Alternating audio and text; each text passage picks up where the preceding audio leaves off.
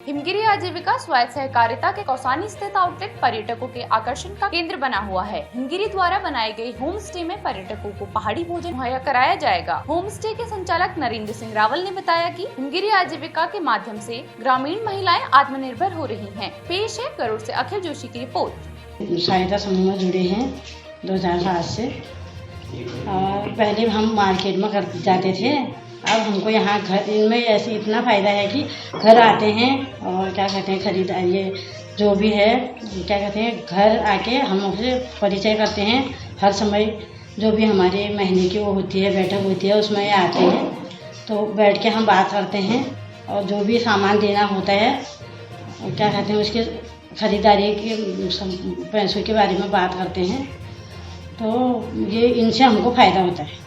घर से सामान जाता है, गाड़ी नहीं लगानी पड़ती है, दूर मार्केट में नहीं जाना पड़ता है। धान देते हैं, गेहूँ तो नहीं देते हैं। धान, गडरी, अदरक। ना धान कितना देते हैं? धान तो हम कुंटलों के हिसाब से देते हैं। अच्छा। जब भी कितना हो गया। अच्छा, और गडरी? गडरी भी वही रेट अच्छा में आता है और अदरक। कोई भी हमारे जो गेस्ट आते हैं तो उनके लिए हमारा क्या रहता है, सबसे बढ़िया रहने की बहुत अच्छी सुविधा है हमारे इसमें। दूसरा हम ऑर्गेनिक भोजन जैसे पहाड़ी भोजन, भटके डुबके, हमारे पास होम स्टे के साथ किचन भी है, लेकिन हम सारा भोजन जो है लोकल कराते हैं, पहाड़ी भोजन।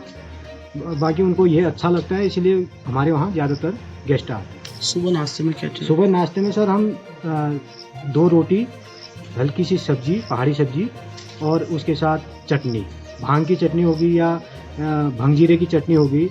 और अचार हम आपने देख ही लिया, अचार हमारे पास जैसे लहसुन का अचार है, करेले का अचार है, उसके साथ 2 पीस अचार और उसके साथ एक चाय जो आपको अभी दिखाई थी हमने, तो उसके साथ ग्रीन टी या वो चाहे तो दूध की, हमारे लोकल दूध की डेयरी से आती है तो उसके चाय के साथ। तो दिन में जैसे लंच का है पहाड़ी चावल, अगर वो चाहें तो वैसे सुबह हम किसी को जैसे 2 दिन में 1 दिन खीर भी देते हैं। क्या कहते हैं उसको, हमारा लाल चावल की खीर होगी और झंगोरे की खीर होगी। दिन में भी अगर चाहे तो लाल चावल के भात जो है, हमारे भात कहते हैं पहाड़ी में, तो भात लाल चावल के कहें या पहाड़ी चावल सफ़ेद चावल की कहें, मोटा चावल की कहें, पतला चावल की, पहाड़ी जितने भी चावल है जो वैरायटी वो कहना चाहते हैं लेकिन पहाड़ी होगा।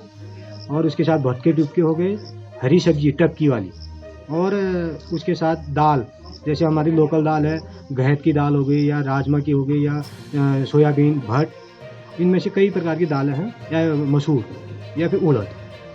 और शाम को हम रोटी सब्जी, वो कहते हैं कि दाल बना दो, फिर उसी हिसाब से बना।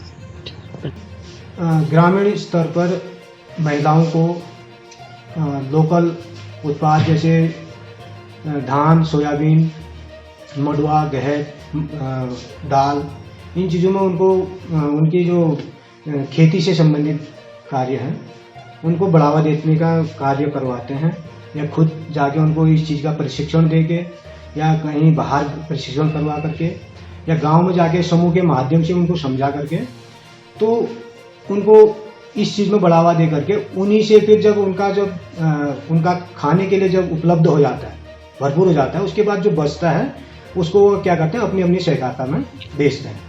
उसी को हम ग्रेडिंग करके, पैकिंग करके, फिर अन्य जहाँ पर जैसे हमारे क्षेत्र में कौसानी स्टेट में जैसे अत्यधिक धान है, जैसे कहीं अदर सहकारिता में जैसे कहाँ पर छटानी मचकोट है, वहाँ पर धान नहीं होता है, वहाँ क्या होता है, मडुआ होता है जाके। तो हम वहाँ से मडुआ यहाँ और यहाँ से धान वहाँ, इस तरह से मतलब आदान प्रदान करते हैं।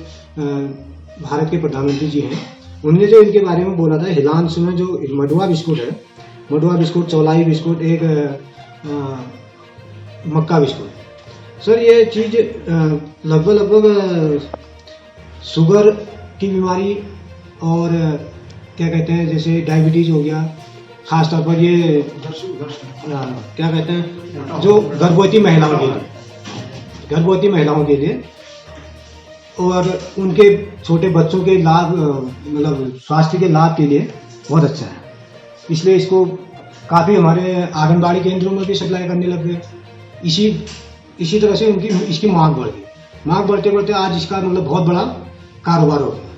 हमारे जो लोकल उत्पाद हैं यहाँ के, जैसे तुलसी हो गया और भट हो गया और सोयाबीन हो गया और गहत हो गया, मांस हो गया, ये हम गाँव से जो परचेज करते हैं उसके बाद क्या कहते हैं, इसको हम ग्रेडिंग करके समूह के माध्यम से ग्रेडिंग कराते हैं और उसके बाद हम इसको यहाँ अपने आउटलेट में इकट्ठा करते हैं। उसके बाद इसको हम बिजनेस करते हैं। तुलसी तो वैसे भी आयुर्वेदिक दवाओं में यूज़ की जाती है, वैसे लोग इसको खांसी हो गया और तमाम ये जो ठंडी की जो बीमारी होती है उसको दूर करने के लिए करते हैं। अब जैसे मुख्य रूप से लोग तो ये भी कह रहे हैं कि ये कोरोना के लिए भी बहुत इम्यूनिटी बनाने के लिए, इम्यूनिटी के लिए भी बहुत इम्पोर्टेंट है।